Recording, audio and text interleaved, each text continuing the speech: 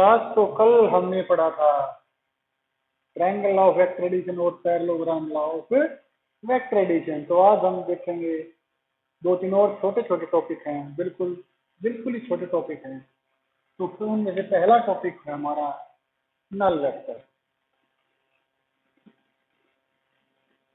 Null vector क्या होता है? नल वेक्टर वह वेक्टर होता है जिसका magnitude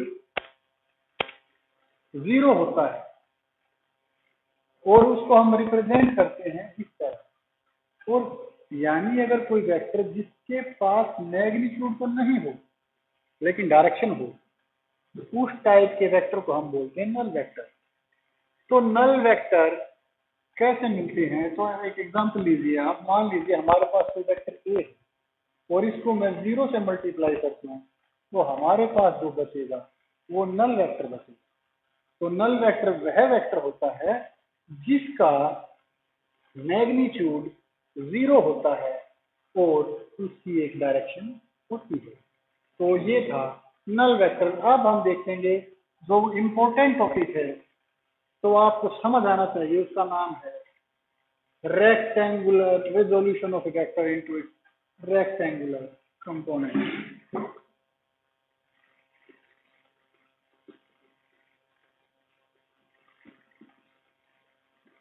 Resolution of vector into its rectangular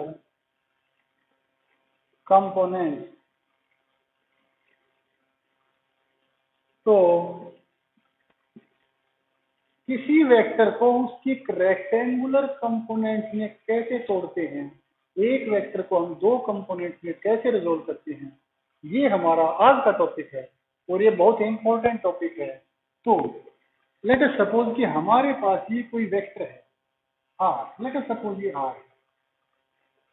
तो हम क्या करते हैं, कोई भी वेक्टर, कोई भी आर्बिट्ररी वेक्टर हमारे पास अगर हो और हमें बोला जाए कि इसको आप रेक्टेंगुलर कंपोनेंट में तोड़िए, तो जो ये इसका स्टार्टिंग पॉइंट है, हम यहाँ पर दो वेक्टर ड्रा करेंगे जो एक दूसरे के ऊपर 90 डिग्री के होंगे, यानी ये जो एंगल होगा ये 90 डिग्री होगा। तो आपको समझ आ गया कि अगर मान लो कोई भी आर्बिट्रेरी वेक्टर दिया गया है और हमें बोला जाए कि आप इसको इसके रेक्टेंगुलर कंपोनेंट में डिवाइड कीजिए, रिजोल्व कीजिए, तो आप कैसे करेंगे? आपका यही तरीका होना चाहिए कि जहां से वेक्टर का स्टार्टिंग पॉइंट है आप वहां पर दो वेक्टर ड्रा कीजिए, इस तरह ड्रा कीजिए कि दोनों के बीच में, इस और इसके बीच में एंगल हो 90 डिग्री।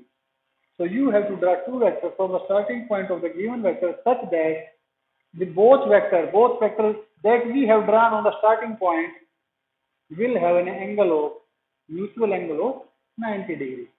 तो उसके बाद हम क्या करेंगे कि जिसके साथ एंगल, जिस कंपोनेंट के साथ, ये दो कंपोनेंट है, ये कंपोनेंट 1, ये कंपोनेंट 2, तो जिस कंपोनेंट के साथ हम थीटा लिखेंगे उस कंपोनेंट का नाम होगा आर कोस थीटा, और जिस कंपोनेंट के साथ हम थीटा नहीं लिखेंगे उस कंपोनेंट का नाम होगा आर साइन थीटा। यानी कि जिस कंपोनेंट के साथ थीटा लिखा गया है वो कोस कंपोनेंट होगा और जिसके साथ थीटा नहीं लिखा गया है वो साइन कंपोनेंट होगा। और इसको हम रेक्टेंगुलर कंपोनेंट ही क्यों बोलते हैं? तो इसका भी रीजन है।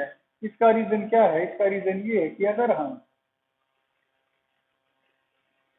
इसको एक रेक्टेंगुलर मान ले, क्या मान ले, एक रेक्टेंगल, तो ये वेक्टर इसके समान होगा, ये आर साइन थीटा है, तो ये आर साइन थीटा है, ये होगा आर साइन थीटा। अब देखिए एक ट्रायंगल है, ये एक राइट एंगल ट्रायंगल है, ए बी सी डी। अब देखिए ए बी सी एक राइट एंगल ट्रायंगल है, यहाँ राइट एंगल बी पर है और थीटा कहाँ है? ए पर है, तो ए बी बेस होगा और ए सी क्या होगा? हाइपोटेन्यूज होगा। तो A C is equal to A B का स्क्वायर प्लस बी सी का स्क्वायर। तो ए सी निकालना है, तो ए बी का स्क्वायर क्या होगा? ए बी है R cos theta, R square cos square theta, plus B C क्या है? बी सी ए बी के बराबर है, आर साइन थीटा के बराबर है, या साइन थीटा बराबर plus R square sine square theta. तो अगर हम दोनों तरफ, अब एसी कितना है, एसी है आर स्क्वायर, और दोनों तरफ अगर हम रूट लें तो इसका भी रूट और इसका भी रूट, तो आर स्क्वायर से कॉमन निकालिए sign square theta plus cos square theta. अब ये तो एक होता है, तो इससे रूट कैंसिल, इससे इसका root cancel, R is equal to R.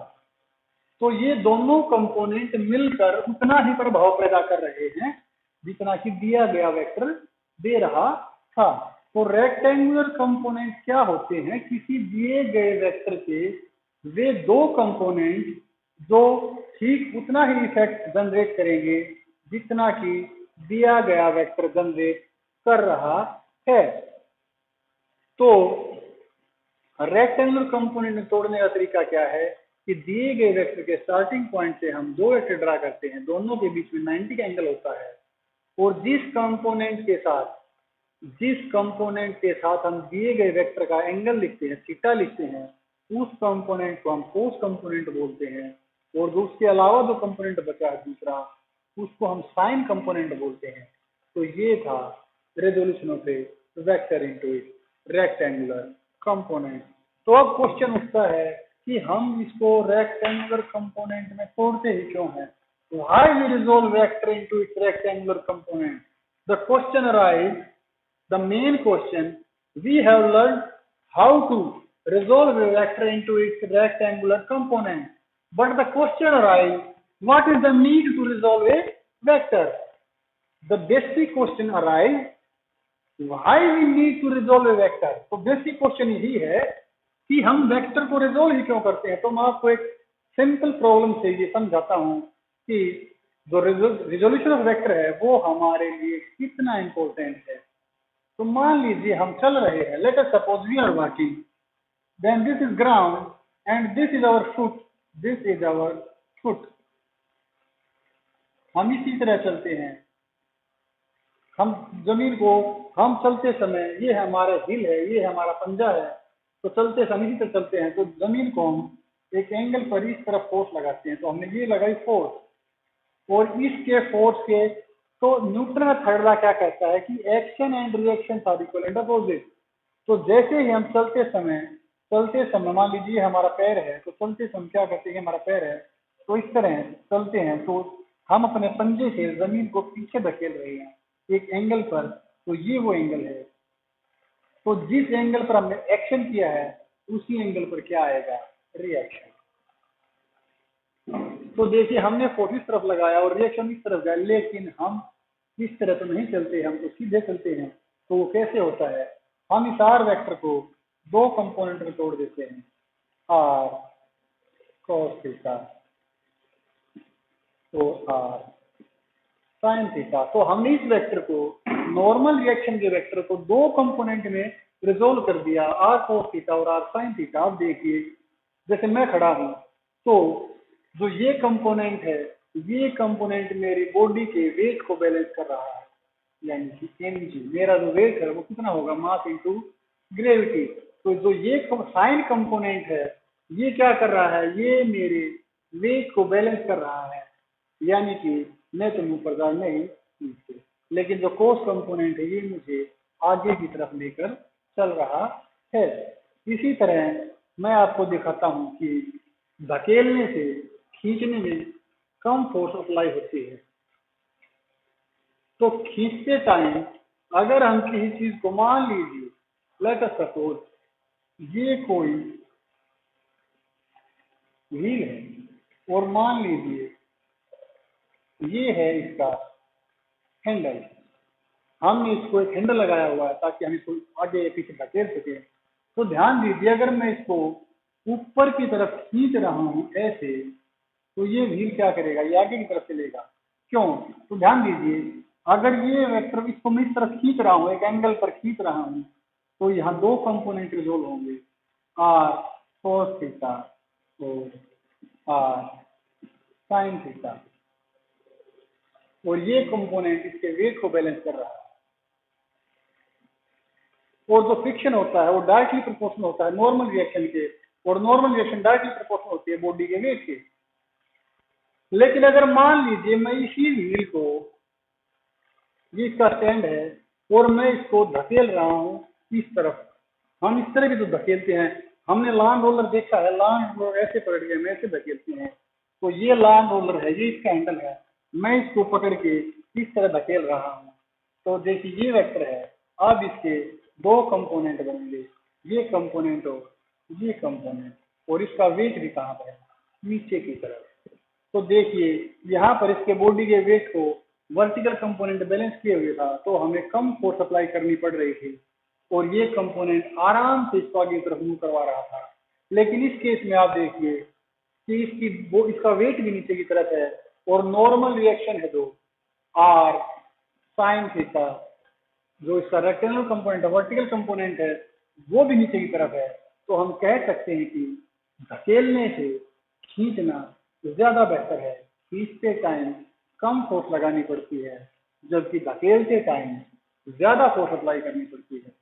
तो ये चीज की कुछ छोटी छोटी एप्लीकेशन तो हमने आज पढ़ा है, null vector, resolution of a vector into its rectangular component, और उसके अलावा हमने पढ़ा है सम एप्लीकेशन, और इसकी एक एप्लीकेशन और भी है, बाकी ठीक है, आपको समझ आ गया होगा। तो एक प्रॉब्लम है, आपको घर पर डिस्कस करना है उसको और मुझे बताना है, और वो प्रॉब्लम है फोर्स एंड कार्ट प्रॉब्लम। आपको घर से जो प्रॉब्लम डिस्कस करनी है, फोर्स कार्ट प्रॉब्लम, आप फोर्स कार्ट प्रॉब्लम को देखिए और उसके बारे में कमेंट सेक्शन में मुझे बताइए। थैंक यू, आज के लिए आपका इतना काफी है।